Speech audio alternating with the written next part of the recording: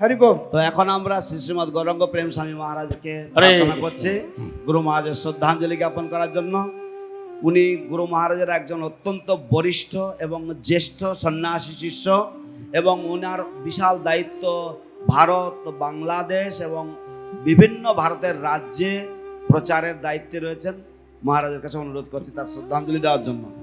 ওম অজ্ঞানতিমিরান্ধস্য জ্ঞানাঞ্জনশলাকয়া চক্ষুरुन्मीलितं येन तस्मै श्रीगुरुवे नमः। नमोऽयं विष्णुपादाय कृष्णप्रेष्ठाय भूतले श्रीमते जयपताका स्वामिनेति नामिने। नमः आचार्यपादाय निताय कृपाप्रदायिने गौरकथाधामदाय नगरग्रामतारिणे। वंशाकल्पतरुभ्यश्च कृपा सिन्धुभ्येव च पतितानां पावनेभ्यो वैष्णवेभ्यो नमो नमः। जय श्री कृष्ण चैतन्य प्रभु नित्यानंद श्री अद्वैत गदाधर शिवासादि शिवौर भक्तवृंद। हरे कृष्ण कृष्ण कृष्ण हरे हरे, हरे राम राम राम हरे हरे। আজ আমাদের জন্য একটা খুবই আনন্দের দিন। আজ আমাদের পরম পূজ্য শ্রী শ্রীমৎ গুরু মহারাজের ৭৭তম আবির্ভাব তিথি।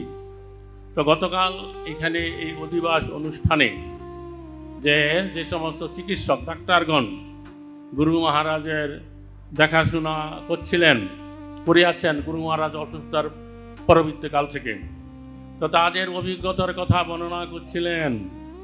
তাতে আমার মনে হয়েছে যে গুরু মহারাজ একজন সিদ্ধ পুরুষ, এবং তিনি যতদিন ইচ্ছা করবেন এই জগতে থাকবেন, যখন তার ইচ্ছা হবে তিনি এই জগৎ থেকে চলে যাবেন। তো এই যে গুরুদেব এবং তার যে শিষ্য থাকে, তো এই শিষ্যদের মাঝে যদি কোনো গোলযোগ থাকে, গুরুদেব যদি তা শান্ত করতে না পারেন, অনেক সময় গুরুদেব কি করেন, তার ইষ্টদেব ভগবানের কাছে প্রার্থনা করেন তিনি যেন তাকে এই জগৎ থেকে নিয়ে যান। তো এটা শিষ্যদের পক্ষে অত্যন্ত ক্ষতিকর ব্যাপার। আর গুরুদেব যদি ইচ্ছা করেন যে তিনি আরও দীর্ঘদিন থেকে তার শিষ্যদেরকে তিনি গাইড করবেন, পরিচালনা করবেন, এটা শিষ্যদের জন্য খুবই মঙ্গলজনক। তো আমাদের গুরুদেব বহুবার তিনি অনেক বিপদে পড়েছেন, তথাপি তিনি আমাদের মাঝে থেকে তার এই শিষ্যদের কল্যাণের জন্য, নির্দেশনার জন্য তিনি ভগবানের কাছে প্রার্থনা করেছেন। সেটা যে 89 সালে মাতৃতে তিনি যেন আক্রান্ত হয়েছিলেন, আমরা গুরুদেব মহারাজের মুখে শুনেছি। তিনি তখন ভগবান শ্রীকৃষ্ণের কাছে প্রার্থনা করেছিলেন যে আমার শিষ্যরা এখনো প্রস্তুত হয় নাই, আমার এই জগতে থাকার আরও প্রয়োজন আছে। তা কৃষ্ণ তা মঞ্জুর করেছেন, তাকে অল্প দিনের ভিতরেই সুস্থ করে দিয়েছেন। এটা আমাদের শিষ্যদের জন্য, গুরু মহারাজের শিষ্যদের জন্য খুবই ভালো লক্ষণ যে গুরু মহারাজ আরও দীর্ঘদিন থেকে তিনি তার শিষ্যদেরকে পরিচালনা, নির্দেশনা দিতে চান।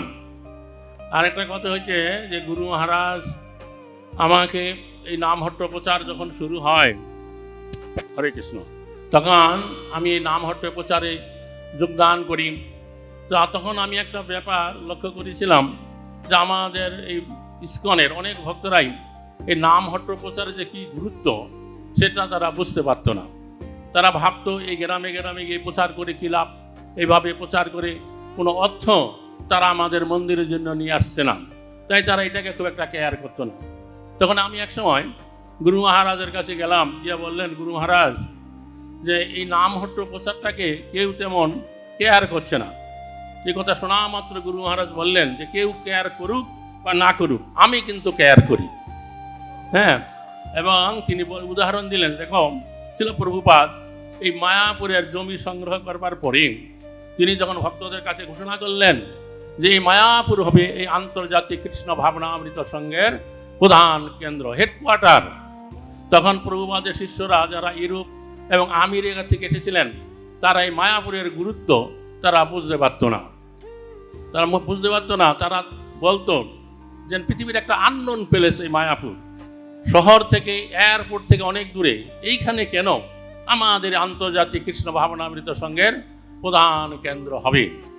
তো তার আগে তিনি আমাদের গুরু মহারাজকে প্রভুপাদ বলেছিলেন যে জয় পতাকা মহারাজ, আমি তোমাকে ভগবানের রাজ্য দিলাম, তুমি তাকে গড়ে তোলো। তখন সারা পৃথিবীর ভক্তদের যখন এইরকম অবস্থা গুরু মহারাজ বললেন, তখন আমি প্রভুপাদের কাছে গিয়ে বললাম যে প্রভুপাদ, যে কেউ এই মায়াপুরটাকে তেমন কেয়ার করছে না। প্রভুপাদ বলে, কেউ কেয়ার করুক না করুক, আমি কেয়ার করি, তুমি এটাকে গড়ে তোলো। তো এইরকমভাবে আমাদের গুরু মহারাজ প্রভুপাদের কাছে আদিষ্ট হয়ে এই মায়াপুর গড়ে তোলার কাজে আত্মনিয়োগ করেছেন। এখন এই মায়াপুর গড়ে উঠেছে, সারা পৃথিবীর মানুষ সারা বছরেই এই সিধা মায়াপুরে আসছে। তো তেমনি আমাদের নামহট্ট প্রচার যখন প্রথমেই এরকম ভক্তদের দ্বারা অবহেলিত হচ্ছিল, আমরা আন্তরিকভাবে গুরু মহারাজের নির্দেশ অনুসারে প্রচার চালিয়ে গিয়েছি। এখন এই এই ইস্কনের নামহট্টের দ্বারা হাজার হাজার ভক্ত হয়েছে, দীক্ষিত হয়েছে এবং সারা পৃথিবীব্যাপী তারা ছড়িয়ে পড়েছে। যে কোনো মন্দিরে, যে কোনো স্থানে যাবেন, আপনারা এই নামহট্টের দ্বারা হওয়া ভক্ত সেখানে দেখতে পাওয়া যায়। তো এই বছর আমি এই দোলে পূর্ণিমার পরে বৃন্দাবনে গিয়েছিলাম। তো বৃন্দাবনে গিয়ে দেখছি আমাদের গুরু মহারাজ যেখানে যেখানে চৈতন্য মহাপ্রভু বৃন্দাবনে পদার্পণ করেছেন, ভ্রমণ করেছেন, সেখানে মহাপ্রভুর পাদপীঠ স্থাপনা করেছেন। যে বেলবন, ভদ্রবন, ভান্ডারীবন, তারপরে ব্রহ্মাণ্ডঘাট, প্রেম সরোবর এবং ভোজনস্থলী, তারপরে আছে চরণ পাহাড়, আরো বহু বহু জায়গায় এই গৌরাঙ্গ মহাপ্রভুর পাদপীঠ সেখানে স্থাপনা করেছেন। তো এটা আগামী হাজার হাজার বছর ধরে লোকরা যখন বৃন্দাবনে যাবেন তারা তা দেখতে পাবেন যে গৌরাঙ্গ মহাপ্রভু পাদপীঠ শ্রীশ্রীমা জয় পতাকা স্বামী মহারাজের দ্বারা সেখানে স্থাপিত হয়েছে। এটা ছিল ভক্তি সিদ্ধান্ত প্রভুপাদের এইরকম ইচ্ছা ছিল। শোনা যায় তিনি সারা ভারতবর্ষে মহাপ্রভু যেখানে যেখানে ভ্রমণ করেছেন তার 100 স্থানে মহাপ্রভুর এই পাদপীঠ ছিল ভক্তি সিদ্ধান্ত প্রভুপাদ স্থাপনা করেছেন। তো যাই হোক, এইভাবে তিনি মহাপ্রভুর স্মৃতি রক্ষার জন্য আপ্রাণ চেষ্টা করে চলেছেন, মহাপ্রভুর বাণী জগতে প্রচার করে চলেছেন এবং এই অসুস্থতার মাঝেও তিনি সবসময় চিন্তা করেন কিভাবে মহাপ্রভু বাণী জগতে বেশি করে প্রচার হওয়া যায়, বহু মানুষের কাছে কৃষ্ণ ভাবনামৃত সঙ্গ পৌঁছে দেওয়া যায়। এই যে প্রতি বছর নবদ্বীপ ধাম পরিক্রমা হয়, প্রথম দিকে গুরু মহারাজ স্বয়ং খালি পায়ে এই নবদ্বীপ ধাম পরিক্রমা করতেন এবং যাতে করে প্রজন্মের পর প্রজন্ম ভক্তরা যারা আসবে তারাও যাতে করে নবদ্বীপ ধাম পরিক্রমা করতে পারে স্বচ্ছন্দে, এই জন্য তিনি কী করলেন, যেখানে যেখানে আমরা ক্যাম্প করে থাকি সেই সমস্ত জায়গা সংগ্রহ করেছেন এবং এখন তার উদ্যোগ হচ্ছে এই সমস্ত স্থানে প্রাচীর দেওয়া হবে এবং স্থায়ীভাবে টিন সেট করে রাখা হবে, যাতে করে এই যে প্রতি বছর আমরা এই যে প্যান্ডেল করে সেখানে অবস্থান করি অনেক অর্থ ব্যয় হয়, যাতে করে কোনো বেশি অর্থ ব্যয় না হতে পারে। এবং আমরা যেখানে এই নবদ্বীপ ধাম পরিক্রমায় চলে গেছি, গুরু মহারাজ সবসময় মায়াপুরে বসে থেকে তা তিনি লক্ষ্য রাখছেন যে এখন এই পরিক্রমা দল কোথায় গেছে, সেখানেই তিনি ভয়েস মেসেজ পাঠিয়ে দিয়েছেন এবং সেই ভয়েস মেসেজ ভক্তদেরকে পড়ে শোনানো হচ্ছে। তো যাই হোক, এইভাবে দেখা যায় গুরু মহারাজ এই অসুস্থতার মাঝেও তিনি কী করছেন, সবসময় চিন্তা করছেন কী করে গৌরাঙ্গ মহাপ্রভু বাণী জগতে প্রচার হবে, বেশি অধিক থেকে অধিকতর লোক মহাপ্রভুর এই বাণী গ্রহণ করবে এবং তারা তাদের এই মানব জীবনকে সাফল্যমণ্ডিত করে তুলতে পারবে।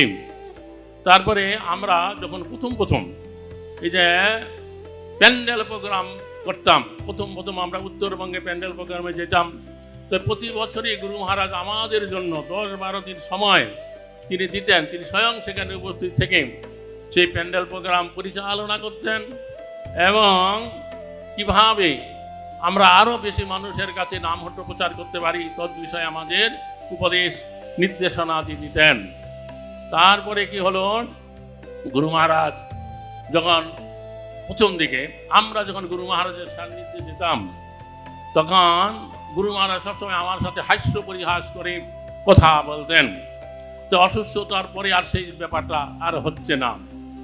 তো এবং গুরু মহারাজের অনেক কথা কাছে গিয়ে বললেও আমি বুঝতে পারি না, এটা আমার জন্য অত্যন্ত বেদনাদায়ক। তো যাই হোক, এইভাবে গুরু মহারাজ তার আপন ইচ্ছায় এই জগতে যতদিন ইচ্ছা তিনি থাকবেন এবং আমাদেরকে নির্দেশনা দিবেন, এটা আমরা আশা করি। হরে কৃষ্ণ। ধন্যবাদ। নিতাই গৌর সীতানাথ প্রেমানন্দে। হরি হরি বল।